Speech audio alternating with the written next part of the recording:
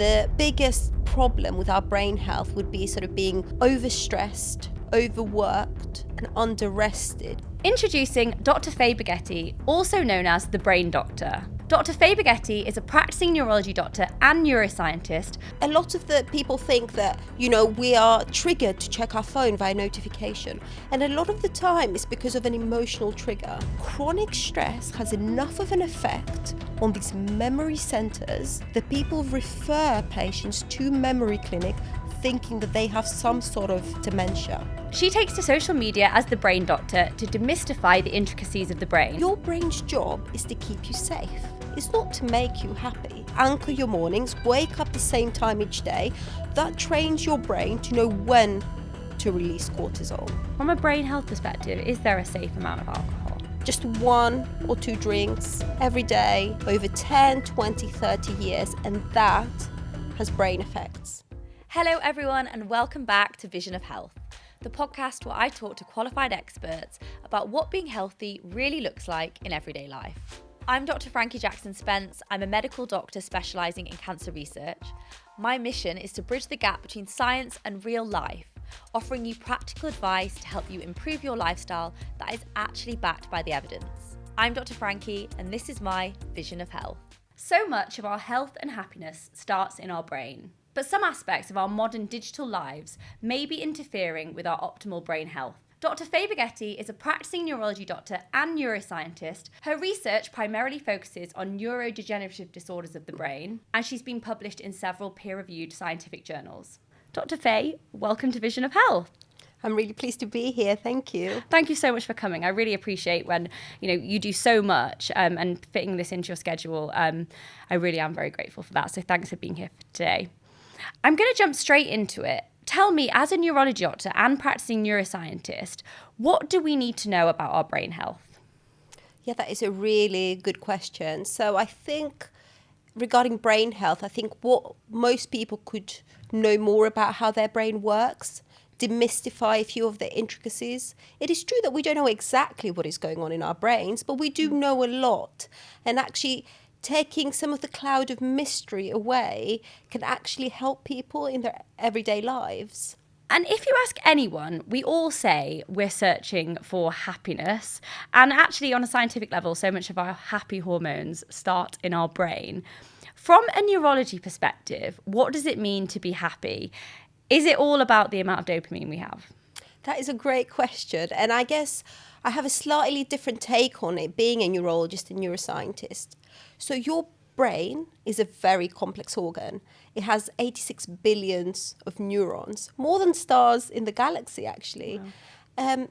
And your brain's job is to keep you safe. It's not to make you happy, even though that's what we all want, actually. So our brain is designed in such a way that we can feel a range of emotions. Mm-hmm. Some are very pleasant to us and some can be rather difficult. But each of them has their purpose.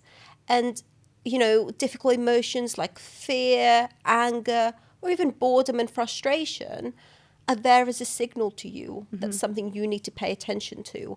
So, over 100 years ago, when people knew very little about the brain, they would do experiments where they would sort of remove bits of brain from monkeys and see what they did. Wow. And they removed the emotional hub of the brain, not knowing that's what it was. It's in the temporal lobe and it's called the amygdala. It's 2 almond-sized regions on either side of our brain.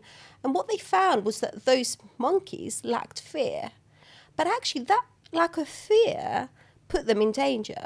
Mm. They would approach monkeys they don't know, and there'd be potential conflict. They would approach snakes.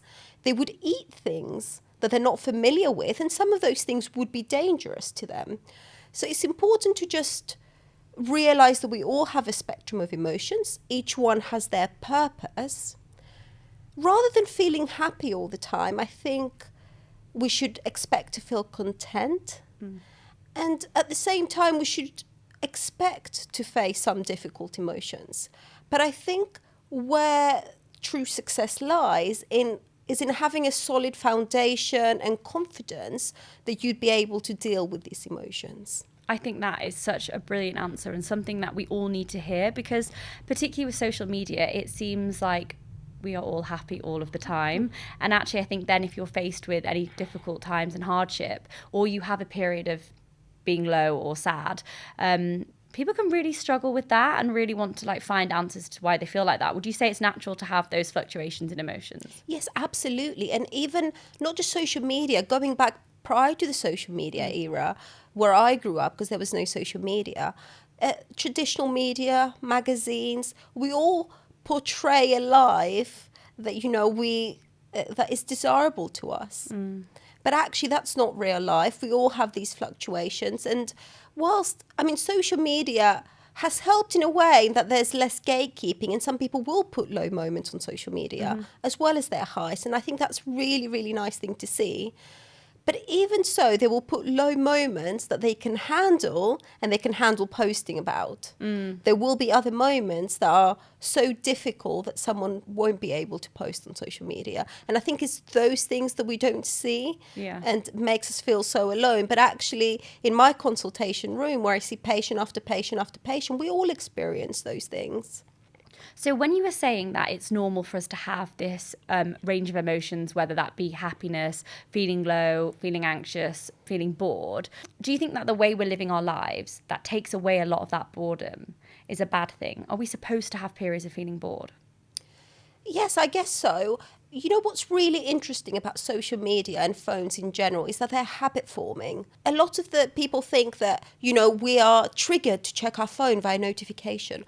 But studies actually show that most of the time we reach for our phones is not due to a notification at all. In fact, there was a study showing that 89% of the time people check their phone. There was no preceding notification. And a lot of the time it's because of an emotional trigger. And there's something called digital emotion regulation, where we reach to our devices to regulate as a form of escapism, to deal with some frustration, to deal with boredom. These are all very, very common things. But people who are more likely to struggle with these emotions, people who have depression, people who have anxiety, are likely to do it to a greater extent. And we look at that and we might say, oh, well, it's your phone that's caused your depression and your anxiety. But that isn't necessarily the case. I think sometimes it can be a symptom of somebody feeling low. But of course, doing this over and over and over again can be to our detriment, especially if it prevents us doing other things that are good for us. And is like the absence of doing nothing also a problem? Because I'm really guilty of this. I just fill my day. If I have like a gap or there's some silence or I'm waiting in a queue or something, I find that I'm checking my phone. Like, does your brain need those pauses where you're not actually doing anything to daydream or to think about like the moment? Yes, I think it does. And what's really interesting is that the way we look at how brain functions is we put people in scanners, fMRI scanners, and they measure the blood flow to different brain areas, and depending how much blood flow, it shows us what is going on in their brain. And there was a really interesting discovery in that people who were in the fMRI scanner, they were lying still, they were waiting for the task to start. You'd show them either pictures or mathematical equations, whatever task you want to do. They'd be lying still. They had nothing else to do. And there was activation in a region of areas called the default mode network. And these are sort of broad areas that are distributed through our brain. And they're activated at times of doing nothing. And they go silent once we start to do a task. And this was something that was noted by scientists as a sort of a surprise finding. Why is this person's brain so active? They've not started the task. And then it would quieten down once the task started. And the purpose of those networks is to make connections. And, people say, oh, I have my greatest ideas when I'm in the shower. Well, that's exactly why. Or a lot of the time, maybe when you're going out for a walk and you're daydreaming, you may put two different pieces of information together from your life and create a solution. There's a real problem-solving ability in our brain that goes on in the background. That's so interesting, because for me personally, if I'm really struggling to think of something, or I'm not feeling very creative, or have a problem at work or something, I find that I take myself out to exercise, but like low energy exercise, like a slow run or a walk. And it's because I always think it gives me clarity. So there is actually some science behind that. There is absolutely. And in fact, exercise releases a really nice chemical called BDNF, brain-derived neurotrophic factor, which really nourishes our brain cells. And it's a really great thing to do in the long run. So staying on the topic of hormones that make us feel good, is it true that doing things, I saw something on social media, is it true that doing things that you say you're going to do, so being disciplined and routine, so whether that be making your bed in the morning or washing the dishes before you go to bed rather than leaving them on the side, like being disciplined with things that you said you were going to do, does that boost dopamine and happiness and general well-being feelings? I mean, there's a lot about dopamine on social media. Yeah. Somehow it's won the PR campaign as the best neurotransmitter. So, look, I think it's somewhat too simplistic in a way. I think... I don't think we need to think of the brain as sort of a fuel tank with sort of dopamine going up and down. In fact, it's really hard to know exactly what dopamine is doing in those micro moments. A lot of the dopamine studies and reward have been done on monkeys and who are being offered fruit juice. And to really measure dopamine in a minute-by-minute scale, you actually need to implant something on somebody's brain. And I say that as somebody whose PhD involved dopamine. Most of my PhD was on dopamine. And I see people such as Parkinson's disease patients who lack dopamine in their brain. And I prescribe dopaminergic medications. So, I think we've somewhat oversimplified it. It is possible that dopamine is going up. There is no human study that I'm aware of that actually says that. But of course, achieving what you set out to do gives you a set of agency. And of course, it makes you feel good about yourself. So it is possible. But I would sort of warn against a lot of the social media things about dopamine that talk about dopamine rising, or in worst cases, I don't know, your phone or social media or doing anything has messed up your dopamine. That isn't really true at all from my point of view, unless you've been to see a neurology doctor and they've told you that there is a problem with your dopamine. Then I think stay away from anybody that says that. It's so interesting because I've read a lot about, and you're right, it is just anecdotal stories, I guess, on social media. People saying, I don't know, that engaging in technology, whether that be watching TV whilst playing on your phone, then makes you enjoy other things less. You know, you hear it a lot with people that watch pornography on TV and then enjoy actual sex less and find it harder to find pleasure. I guess there is the theme of we're getting such fixes of things that make us feel good, you know, like a like on social media or a notification or a text message with really low effort. So then when there's things that we have to put effort in that would usually make us feel that way, does it have the same effect? So with any reward, there is what we call neuroadaptation. So the first time you obtain a reward, you will get a feel-good feeling. Imagine even just, you know, discovering a new coffee shop or having a new food. But with repetition, that reward always goes down. So there's an element of neuroadaptation. So actually, when people check social media multiple times, they are not getting the same reward that they did at the beginning. If somebody is checking their phone or social media for the 80th time that day, they're actually no longer getting any reward. And for many people, it's been encoded in such a way that it becomes a habitual and automatic behavior. And it can actually be very, very frustrating. Oh, I've checked social media again. I've gotten distracted again. But because of the way it's been encoded in a rather subconscious way, they're unable to stop themselves doing it. I really resonate with that. So much of my work is on WhatsApp. My team in the hospital, my clinical trials team, we all communicate with each other on WhatsApp. My emails are on my phone. And I often find myself going to do some work, and then without even realizing I'm on Instagram. And I have to check with myself. And you're right, I get a feeling of frustration. Like, how have I just logged onto this when I didn't even mean to? I think it's really scary when you talk about it that way, because it feels like I'm not making a choice. It's like just a habit that's been built. And I'm sure lots of people feel that way as well. They absolutely do. And I like the word you've used, habit, because a lot of people tend to think of it as an addiction, but it's not. It's a habit. And if we talk about the way habits work, we don't have enough mental energy in our conscious brain. This is the executive brain, the prefrontal cortex is behind our forehead. We do not have enough mental energy to make a conscious decision about everything we do every single day. So a certain proportion of our actions, and scientists show it's about 40%, is delegated to subconscious brain regions such as the basal ganglia. This is our autopilot, and we form habits. And habits have a purpose. They are to make our life less effortful. So they make a lot of actions effortless. So think about getting dressed in the morning, doing your daily routine, maybe clearing up after you've eaten.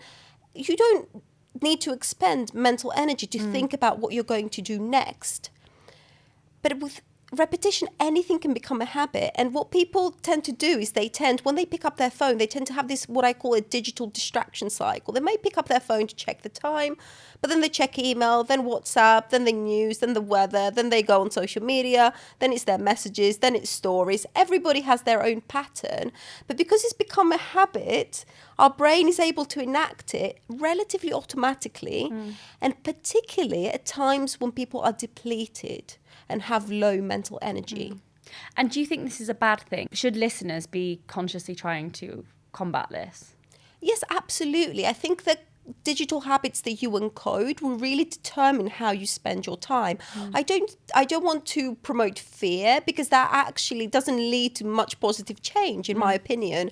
I mean, if we were all made a change every time someone scared us, then no one would be checking their phones at all. But we are all checking them still. There's been loads of scary headlines on the news. So I think approaching it in a positive way about what kind of habits you want to create. So how do I break the habit of checking your phone all the time then? It's a difficult one to break, isn't it? And it also depends exactly what you're checking, in what situation you're checking it, and why. So thinking about different situations, a lot of habits, in addition to emotional cues, of course, are based on locations. So think about forming positive habits. Determine locations that you want to focus. And the main thing is to make the habit more difficult. You're focused at your desk. You can put your phone away. You can log into WhatsApp web, for example, on a laptop, phone really far away. That's your focus location. And once you want to check your phone, you get that urge, let's say, to be distracted. I always tell people to wait 5 minutes. Say, I'm going to check it in 5 minutes. And that really switches on that rational executive part of the brain, and you make much more of a conscious choice rather than acting on every impulse. That has a real strengthening effect. So think about locations, think about waiting 5 minutes are key things. And of course, I've got many more tools in my book, because they are quite sticky and difficult habits to break, because after all, they're always next to us. I always think about this I always talk a lot about pre-sleep routines and how that can actually improve your sleep quality. But it's funny because so many of us have built in checking our devices into our pre-bed routine. And it's like, if we manage to build that in so easily, we hopefully could build in something else easily, like reading before bed or other things that are helpful, like dimming the lights and things like that. I think just in general being more conscious and aware of these things, because so many of us are going around about our daily lives without even an awareness of these habits that are going on. So what do you think, aside from what we've spoken about with our phones and social media, what do you think are some other behaviours that we're doing that are negatively impacting our brain health? So in terms of brain health, I think the top ones have to be sort of smoking, of course. But aside from that, drinking too much alcohol, any illicit drugs.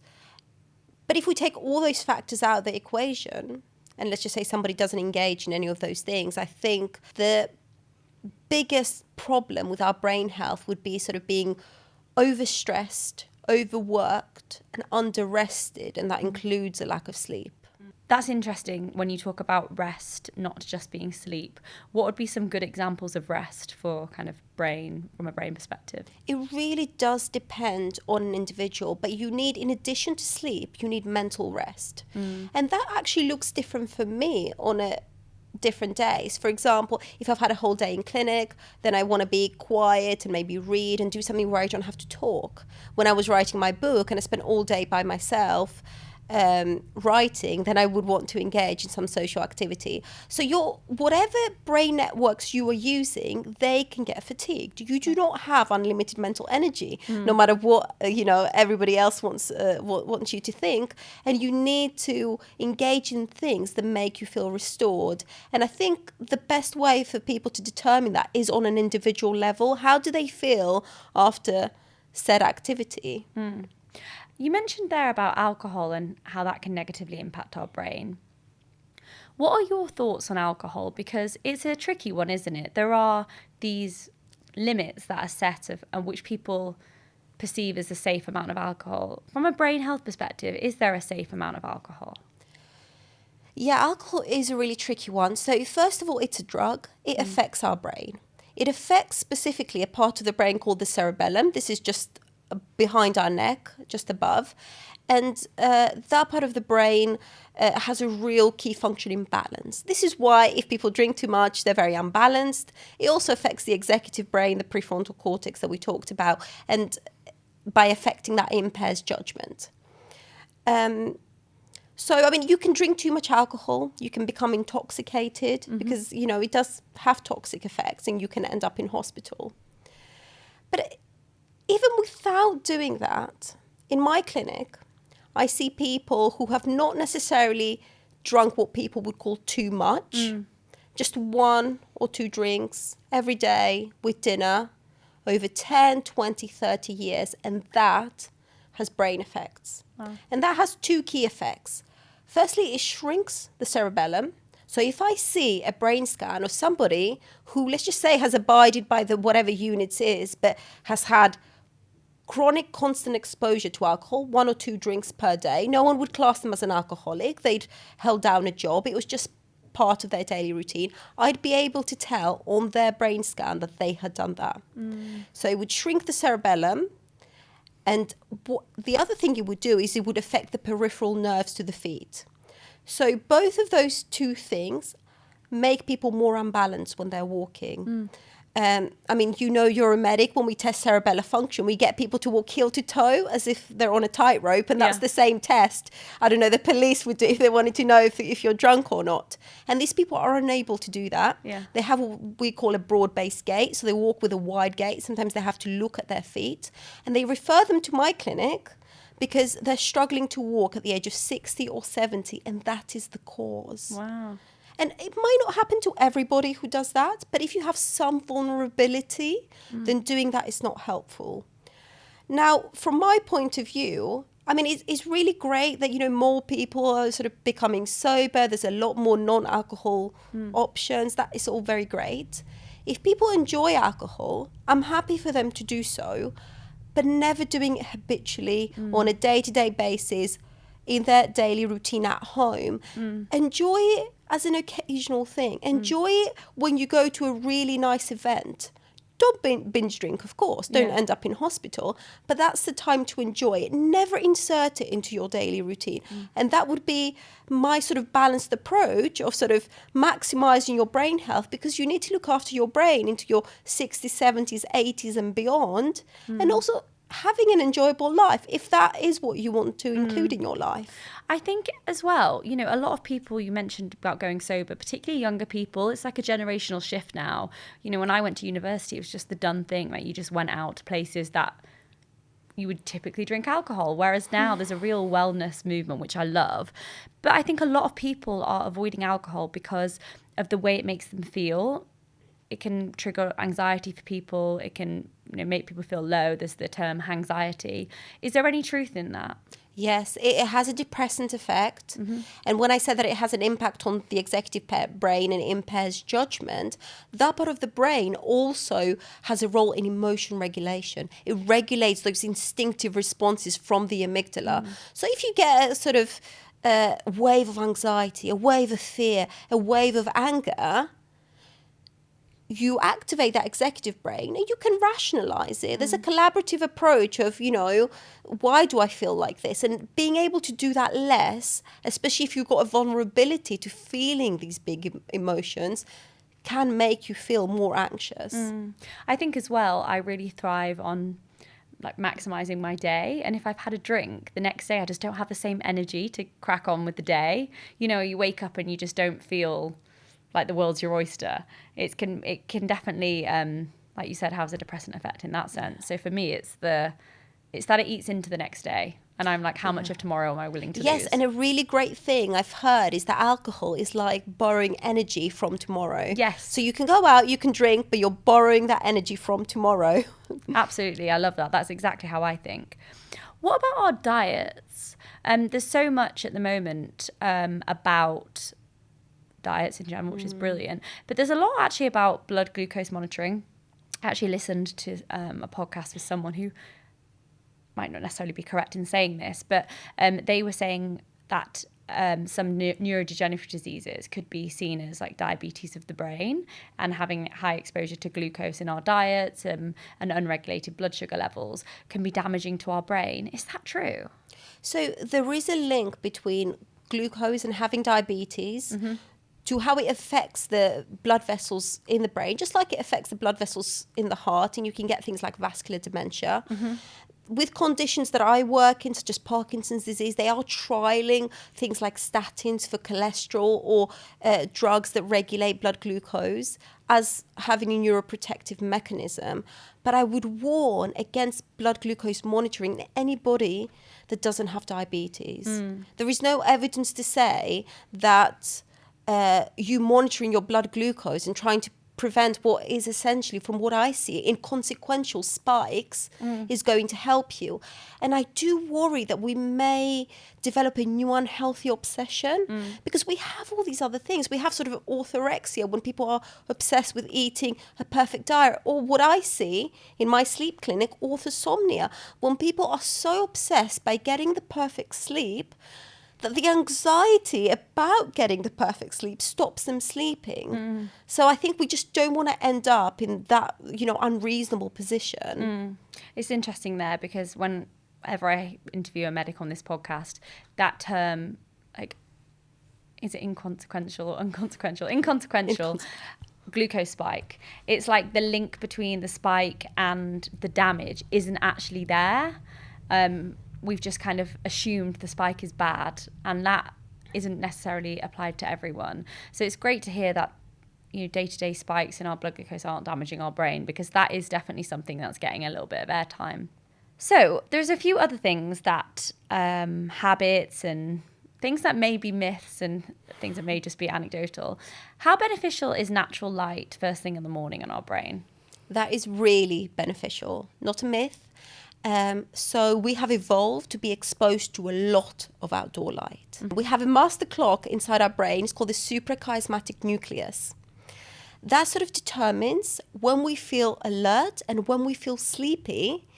And it uses natural light to determine the release of hormones. So, for example, first thing in the morning, loads of bright light wants us to feel alert. It will release cortisol. And then when it gets dark, melatonin will be released so we can go to sleep. And just by being inside, just by having brick walls around us, we reduce the amount of light that can be measured, intensity can be measured by using lux, by tenfold. So 10 times less if we're inside, even if we're next to sort of big open windows. And what can happen is that master clock in our brain can get confused.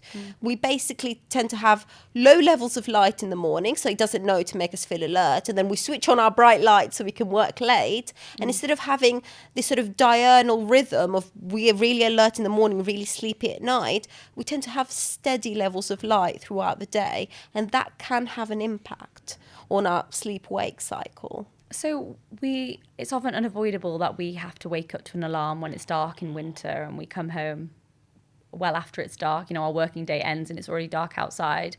That's not necessarily something we can avoid. What would you suggest people do to combat that?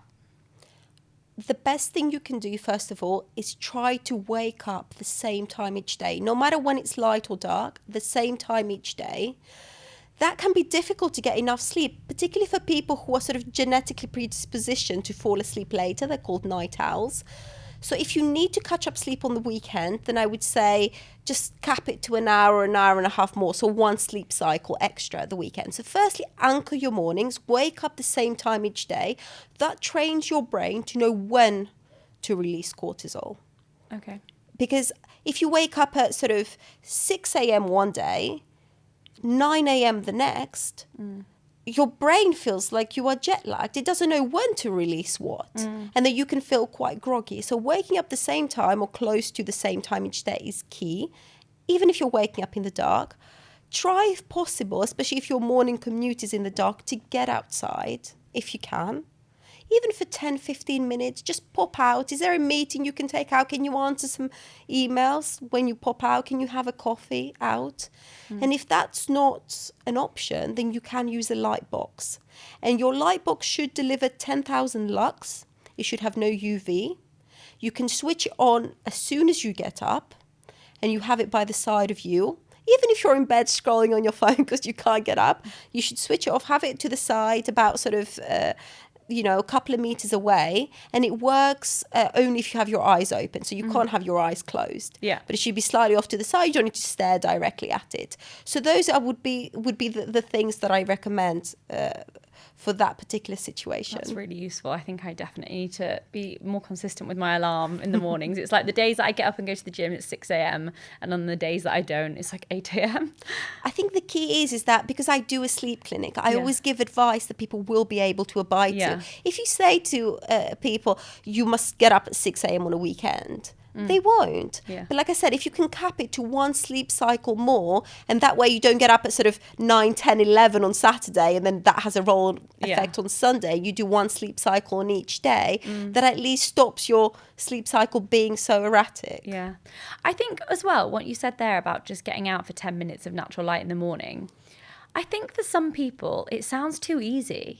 They hear that and they think, what difference is that going to make? But you think from our brain health perspective, that will make a difference. It makes a huge difference. And it does take a number of sort of days to work. And actually, there are huge studies that show actually the longer you spend outside, it has a whole number of positive effects. There's a sort of the UK Biobank study. They've looked at 500,000 people. They found the more time you spend outside, the less likely you are to be tired. This is, we're all tired nowadays. The less likely you are to have insomnia, the less likely you are to feel depressed. So I think it's really important actually making it achievable, doing small achievable things, but consistently over the long term really sort of outlasts doing a sort of huge action, but which doesn't last very long. That's exactly what I'm all about. It's all those micro changes that compound, and they almost are too easy that you just can do it. But day in, day out, rather than just doing something as a fad for a few weeks and then giving up. Do you think that seasonal affective disorder is a real thing? Yes, I think so. I think we all have a spectrum. Look, the way natural light works is that it's detected by our brain, first of all. And there are various regions, including the ventral tegmental area, that produces dopamine, going back to that people do think, at least in mice, it has been shown that exposure to natural light releases dopamine. And it could be that is the effect that some people have when they're not exposed to enough light. They can feel very low, they can feel very depressed. It is well known that actually if people go outside when you have beautiful weather, we do all feel boosted. And again, we have to imagine our brains are as different on the inside as we look on the outside. And of course, some people's brain is going to struggle more from the absence of light. And again, there isn't a whole load of evidence, to be honest with you, but again, thinking about the exposure over winter and having those light boxes is what I would recommend. I think I definitely feel the effects of that. Even today is a sunny day outside and I can just jump out of bed and feel so much more energy for everything. But in the winter, it's a real struggle. And I think we put so much pressure on ourselves to show up the same every single day. Each week, each month, all throughout the year, we think we should be showing up the same. And actually, I wonder whether people who find that more difficult in winter should cut themselves some slack a bit. I definitely put less pressure on myself to like keep up with social things in the winter. And can I just say, actually, when they've done a lot of studies on tribes, for example, who live a sort of sleep-wake cycle based on the sun, they don't have a lot of electricity, they actually need 45 minutes less sleep in the summer than they do in the winter. In the winter, they sleep more. We need more sleep. And yet society says your job's the same. You have to show up the same. So I think that is really important, because if you've not had enough sleep, and that prefrontal cortex, the executive brain, has not been fully restored, you are more likely to struggle with difficult emotions. That could well be part of it as well. So how much sleep do we need to keep our brain healthy?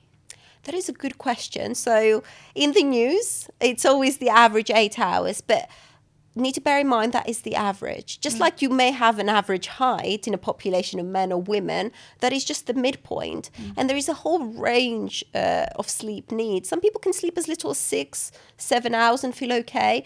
But we do have people who we say in sleep clinic are long sleepers, and they need closer to 10 hours, 11 hours. I mean, it's been told that Roger Federer, for example, really wants to he sleeps, 11, 12 hours. Wow. And that's just a natural predisposition we all have. And unfortunately, the long sleepers, they tend to struggle with societal demands. Their sleep is cut very short. And I see them in sleep clinic because they feel so sleepy that, people think they may have a sleep disorder, when in fact that's not what they have. They just have larger than average sleep needs. And I think we need to reframe sleep as it's not a matter of laziness. It's what you need. It's not somebody's not sleeping more because they're lazy. Yeah, I think I'm definitely someone who needs more sleep. If I was to not set an alarm, I wouldn't wake up before 9 hours. And you're right, it's very difficult to, when you've got something that's high pressured, that's first thing in the morning, when you might naturally still be sleeping. I think it's really problematic for teenagers that have to do exams when their brain is shifted, isn't it? So they have to sleep. They want to sleep later and wake up later. Yes, absolutely. So, I mean, that's the chronotype, isn't it? And that's down to melatonin release, by the way. Some people release melatonin later, so they can't go to sleep early. I mean, sleep is an involuntary process. You can't just say to somebody, here you go, there's a bed, you go to sleep, unless they're very sleep deprived, of course, and then they will. But we all have a natural pattern to our sleep. So that's interesting. We just touched on kind of it changing from teenagers to adults. How do our brains change as we age? It really is a big question. So, I mean, there's a lot of research out there, or no, it's not research, there's a lot of talk out there that are sort of our brains do not mature till the age of 25. So we end up, we start with more connections or more nerve cells than we need. And what happens sort of in our 20s, there's this selective pruning. We get rid of connections we don't need and we sort of optimize our brain. And that can continue up until the age of 35.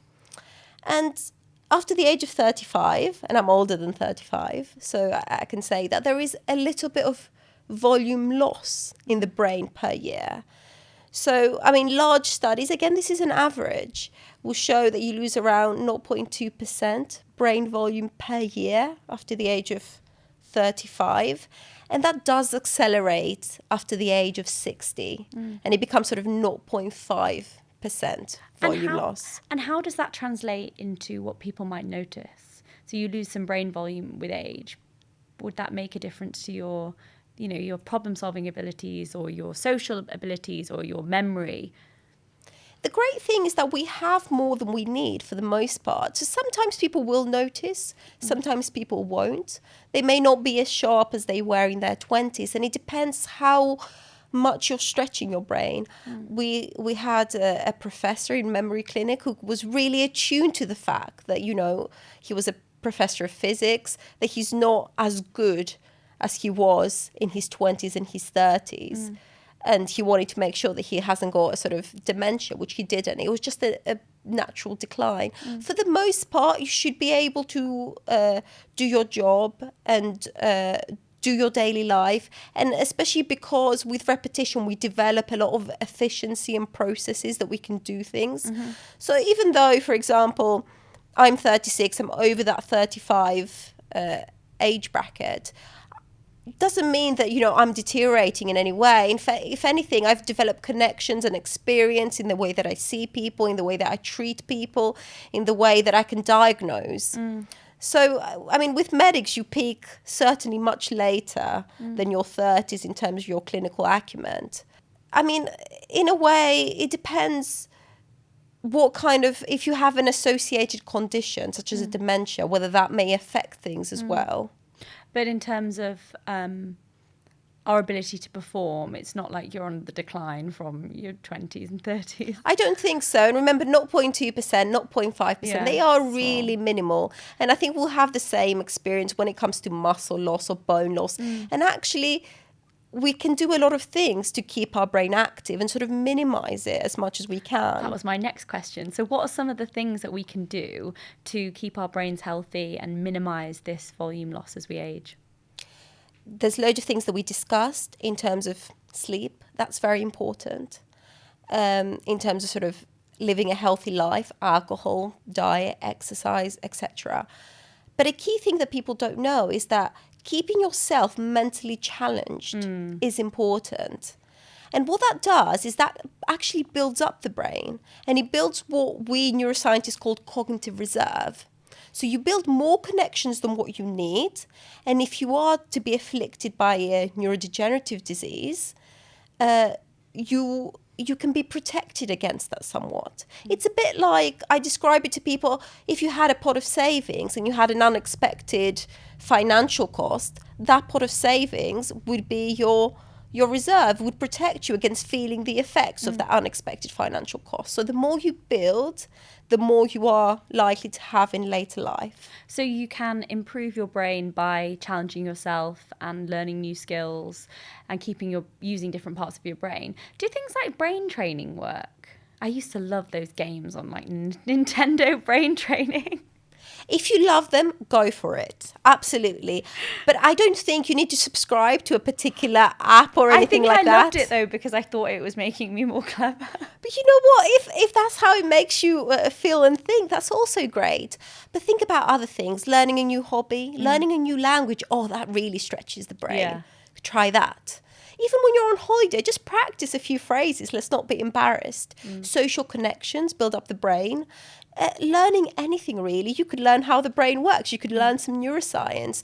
You could try painting. Anything really that kind of mentally stretches you and uses different parts. And the main thing is to be an all-rounder. And what I sort of advise against is sort of at the point of retirement, when people tend to kind of swap a very complex, challenging job to not doing very much at all. I think that's the point where people need to kind of fill their time with hobbies and other ways of challenging themselves. And so it's not too late to grow those new connections, because we often think about children or, young adults being students, and they're like sponges that absorb all of this information, learn things for the first time. Whereas you won't actually meet many adults that are putting themselves out there and trying a completely new skill on a weekend. Do our brains have the capacity to learn something new at any age? Yes, absolutely. They really do have the capacity. And of course, it may take us longer than it does when we were children, but that doesn't mean we shouldn't try. Just like if somebody is a bit older, it may take them longer to build up muscle through resistance training, but it can be done. And I think we should be expending that effort. We talked before about habits and how to build a habit. Something just came into my head. Is there a length of time it takes to build a habit? Because everyone says 30 days to build a new habit. 30 days, 21 days. It's the famous 21-day rule. So that was actually done with some self-help books in the 60s. There is absolutely no neuroscience behind it. If you see studies on habit formation, again, they'll propose an average, and the most recent study shows an average of 66 days. But actually, remember that an average is just that, an average. So it really does depend on how easy or difficult your habit is. So drinking a glass of water with breakfast will be a very easy thing to do, whereas, going for a really long run won't be. So, of course, one will take less time than the other. The other thing people need to make sure they know is that the more rewarding the habit is, the quicker it builds. And maybe that's why we develop so many digital habits, because, people are quick to reward us online. But even with food, it'd be a lot easier for me to develop a habit of eating a chocolate croissant for breakfast than it would be to have something that's not as tasty. But when it comes to building good habits, make sure you reward yourself internally. Because so many times when we're beginners, we may try, I don't know, playing a sport, may try going for a run. And the first time we do it, we say, oh, that was so rubbish. That was so terrible. But we're doing the opposite of what we want to do. We should be saying, this is great. Yeah. First effort, we should be rewarding ourselves with our thoughts. It's called an internal reward to try and speed up that habit formation. Yeah. And also, I think now that people know they are improving their brain health by doing something, even if you're not good at it, something new and different, that can now be another sense of reward, that you're benefiting your brain. Absolutely. And actually, the worse you are at somebody, let me reframe that for you, the more it's mentally challenging you and stretching you. So actually, it's probably having more benefit than if you were good at it. I love that. So what is going on in our brain when we're stressed? Oh, yes. So it depends on the kind of stress. So short-term stress will release cortisol. This is the alertness hormone that we visited, and it makes sense. When we're stressed, we need to be alert. In the middle of the night, I'm on call, people call me, there's an emergency, I get stressed, makes me really alert. I quite like it actually, because I switch on very, very quickly, and that's fine. Short-term stress is fine. It increases performance actually. Where it becomes detrimental is if somebody is under long-term stress. What happens then? The alertness hormone, cortisol, instead of being high in the morning and low at night, this is the diurnal variation that we need, you get steady levels all throughout the day. And it has metabolic effects, but there are 3 brain regions that are rich in cortisol receptors and which it affects. One is the emotional brain, the amygdala. And what happens is that with really prolonged stress, and especially if people have had really traumatic events, adverse childhood experiences, it can grow. And people become more emotionally reactive. Second part of the brain is called the hippocampus. This is our memory inbox where new memories are formed. That also responds to stress, and our memory formation becomes less. Our memory becomes poor. Third part of the brain is the executive brain, the prefrontal cortex. Again, rich in cortisol receptors. What happens in chronic stress is that you get a decrease in concentration, a decrease in willpower, and also you are less able to regulate your emotions. So you become more emotionally labile. And it is the case that I do a memory clinic that chronic stress has enough of an effect on these memory centers that people refer patients to memory clinic thinking that they have some sort of dementia. Wow. When in fact, it is all chronic stress. So what are some examples? That is super scary, by the way. What are some examples of chronic stress? Because I think if you ask, if we go out on the street now and we ask 100 people define stress, they'll talk about the obvious ones like work pressures or financial worries or, conflicts in your relationship or friendship or work colleagues, things like that. But so much of how we live our lives is stressful. Even like we were mentioning, waking up to an alarm when it's dark, your brain sees that as stress, or rushing for the tube, or all these things that seem somewhat unavoidable. Can you give me some examples of what would be stressing us out? Things like an alarm of rushing for the tube, they would fall into the category of short-term stress. So the stressful experience would have an end point. Where people struggle is when there is prolonged stress. Carers deal with that a lot, having to deal with somebody with a chronic condition, sometimes work. Really difficult work situations can do it too. And people can get to a point where they develop neurological symptoms as a result. Being bullied at work, or being discriminated, or living in poverty, or being a victim of a crime, or various other things. So those things would really, really impact. And on that topic of stress and kind of less than desirable mood states, is anxiety and depression really a chemical imbalance? Because you hear that, don't you? That it's not just to do with our environment, and some of it may have a genetic element, kind of less unbalanced hormones, for example. Is there any truth in that? it's definitely, I think it's too simplistic to call it a chemical imbalance.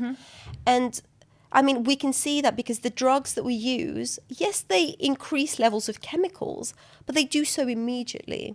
And it actually takes people a number of weeks, maybe months, to get out of that depressive state. There is certainly a genetic vulnerability to having those mental health conditions, whether it's anxiety or depression. And this is how the emotional brain reacts. We can see that in studies that people with depression have more of a negative bias in their brain when it comes to storing memories and experiences. And people with anxiety, their amygdala may respond more to sort of personally threatening stimuli. So there's a genetic vulnerability, but there's also environmental factors. So being in a really difficult situation, in addition to having the genetic vulnerability, is what coincides together to lead to these mental health conditions.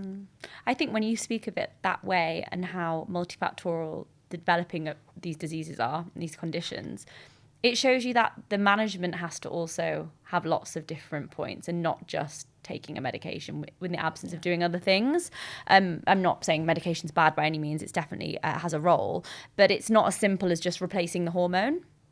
It needs to be kind of a multidisciplinary approach. Would you agree? I absolutely agree. So depression can be dealt with talking therapies, things like CBT, cognitive behavioral therapy. And some people can do talking therapy only to get out of their depressive state.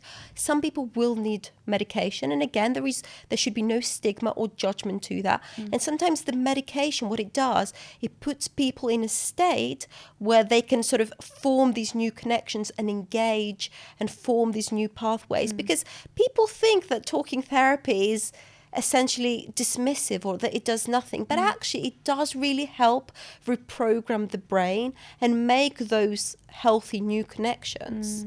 I think that's so interesting because one thing I did once when I was feeling a bit low was I practiced gratitude. So every morning or evening I would write down 3 things I was grateful for, and then it meant that I was actively looking for things that I felt grateful for. And I guess that's what kind of touches on what you're saying about reprogramming the way you go into situations, whether you go into them looking for negatives or not necessarily looking for negatives, but your brain subconsciously doing that versus reprogramming it to go into things with a more positive mindset. So you can reprogram your brain in that sense. Absolutely. And I love your technique. I actually tell people that they should think about 3 things they're looking forward to each day. Yeah. This not only reorientate us to the present day, because a lot of the problem with a brain that's in the throes of anxiety or depression is that we may dwell in the past too much, or we may be really worried about the future. So orientating yourself to the present day, 3 things you're looking forward to is really, really good, because a lot of the time, if someone, for example, has anxiety, I mean, this is good in terms of survival. You need to anticipate threats to be able to survive. Some people have that to a larger degree compared to others. And what happens is they go about their day with this anticipatory anxiety, seeing every situation as a potential threat, and reframing that to 3 things you're looking forward to today can really help solidify those neural pathways that may not be as big in those brains to begin with.